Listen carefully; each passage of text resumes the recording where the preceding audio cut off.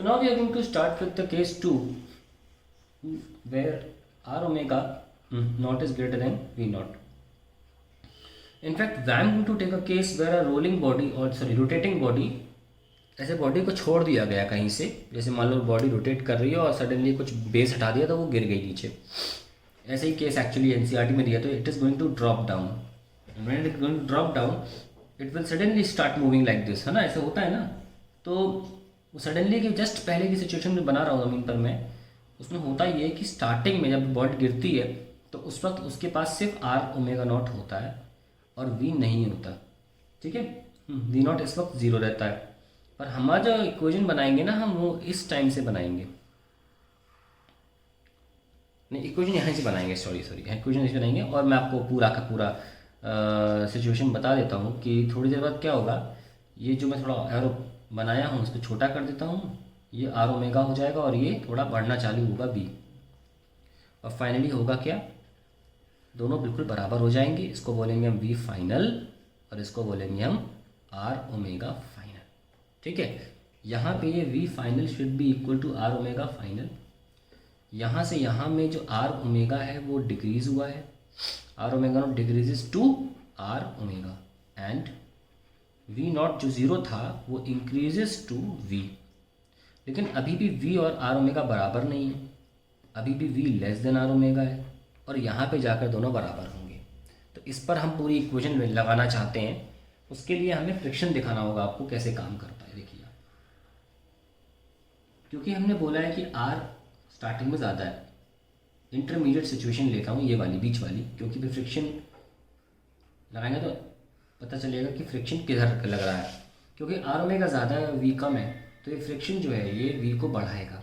Okay, और इसका जो टॉर्क है फ्रिक्शन का, आप देख सकते हैं कि हम बॉडी तो ऐसे घुमा रहे थे, तभी तो ये बॉडी ऐसे जा रही है, तभी तो आर ओमेगा इधर है. लेकिन जो फ्रिक्शन है उसका टॉर्क देखिए, आर ये रेडियस है, आर क्रॉस है, उल्टा है ना. फ्रिक्शन का टॉर्क जो उल्टा है, लेकिन बॉडी रोटेट ऐसे कर रही है. तो ये फ्रिक्शन का जो टॉर्क है वो ओमेगा को डिक्रीज करेगा और फ्रिक्शन वेलोसिटी को इंक्रीज करेगा. So let's write the two equations. Like the friction acts in direction of v naught and its torque opposes the rotation motion, opposes the rotational motion. ठीक है, हम इन चीज़ों को इक्वेशन में लिखने की कोशिश करते हैं.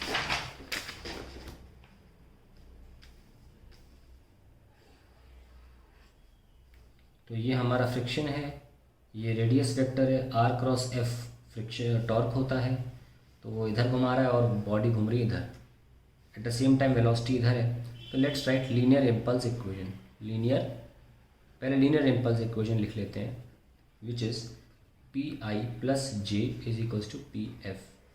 Initially there was no velocity in the body because we have taken V naught equal to zero. J क्या होता है, जो भी फोर्स लग रहा है एफ इंटू टी. फोर्स कौन सा लग रहा है, सिर्फ फ्रिक्शन का. Finally the body acquires final velocity M we F. Okay, अब we have got to the equation F T is equals to M we F. और ध्यान रखें कि जो एफ है वो म्यू एम जी के बराबर है. नॉर्मली यही होता है. इसका एफ बी टी बनाओगे अगर तो एम जी नीचे होगा और आर ऊपर होगा. बॉडी की टेंडेंसी इधर ज़्यादा जाने की, तो फ्रिक्शन इधर लग रहा है, which will be equals to mu into R. फिर R is equals to M G. सब बता दिया मैंने, एफ बी टी बना दिया. ये हमारी पहली इक्वेशन है. अब लगाते हैं हम angular impulse equation, angular momentum impulse equation. चलो एंगुलर इम्पल्स इक्वेशन लिख लो, कोई बात नहीं. इम्पल्स इक्वेशन अंडरस्टूड है. इसमें क्या करना है, L I plus J are is L F.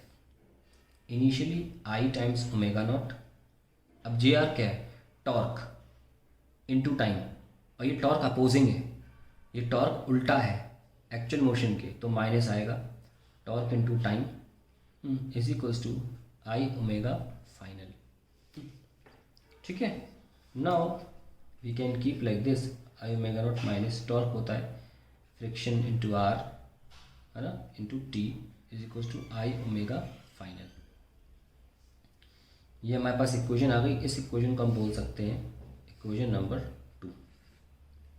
आपके पास इक्वेशन ये एफ टी भी है।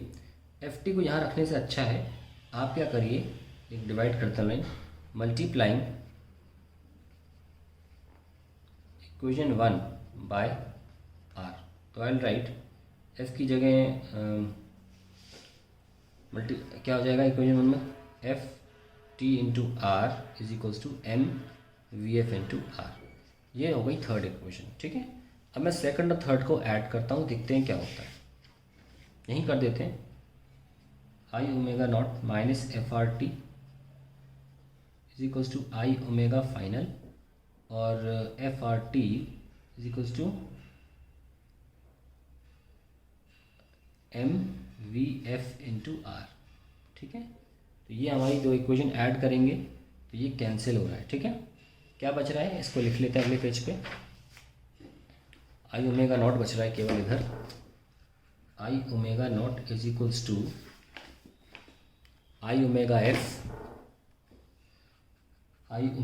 Plus M V F into R. So we have I omega naught is equals to I V F by R plus M we F R, ठीक है। So we need to find out V F. So I omega naught is equals to I by R plus M R into V F, हो गया। Now what we can do, we can multiply both sides by r and I get I r omega naught is equals to I plus mr square vf, and जब vf नीचे आ जाए तो I r omega naught on I plus mr square, ठीक है। ये हमारा final velocity expression आ गया। और हम चाहते हैं कि I हटा दें, तो कैसे कर सकते हैं, r omega naught upon 1 plus M R square upon I. हमने आई को न्यूमरेटर और डिनोमिनेटर दोनों में डिवाइड किया है। यहाँ भी आई से डिवाइड कर दिया, यहाँ भी आई से डिवाइड कर दिया, तो यहाँ तो हट गया, यहाँ पे 1 हो गया आई का, और यहाँ पे M are square by I आ गया। तो अब हम इसको रेडियस ऑफ गिरेशन की फॉर्म में लिखेंगे, R omega naught upon 1 plus M R square upon M K square, so it will come out to be R square by के square. And finally we have got the value for final velocity in when the case was r omega naught greater than vf। ये हमारा आ जाता है। अब हमारा next जो हमारा point है निकालने का वो है time for pure order to begin.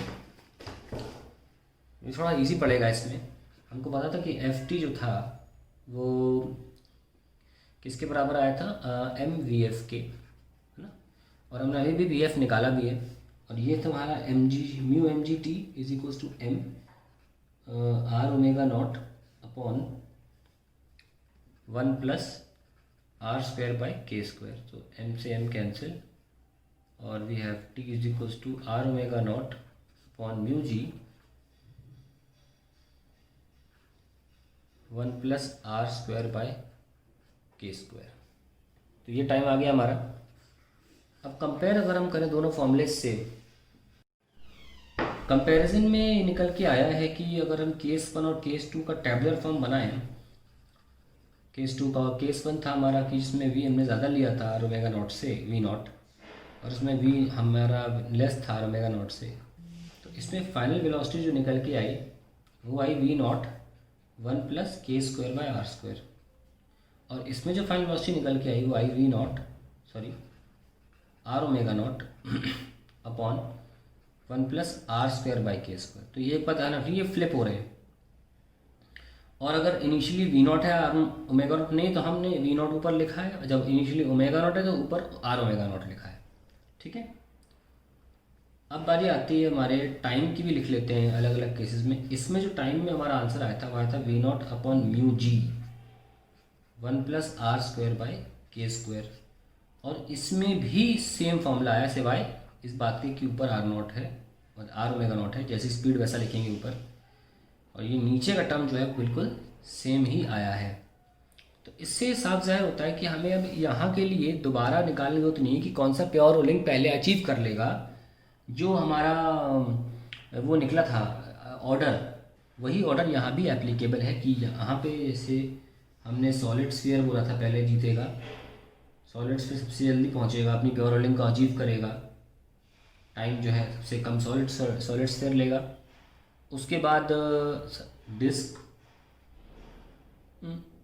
उसके बाद हॉलोस्फीयर HS, उसके बाद ये हमारा रिंग था, रिंग। तो यही इसमें चला जाएगा, इसमें भी सेम रहेगा क्योंकि टाइम का एक्सप्रेशन आया सेम है। सॉलिड स्फीयर, डिस्क, टी हॉलोस्फीयर एंड टी रिंग। ये ऑर्डर यहाँ भी चल जाएगा, ये ऑर्डर। तो प्योर रोलिंग तो हमारी ख़त्म हो गई है, that to on a flat surface, है ना, not on the incline plane. और हमारा अगला टॉपिक वही है कि इंक्लाइन प्लेन पर प्योर रोलिंग कैसे कराई जाए।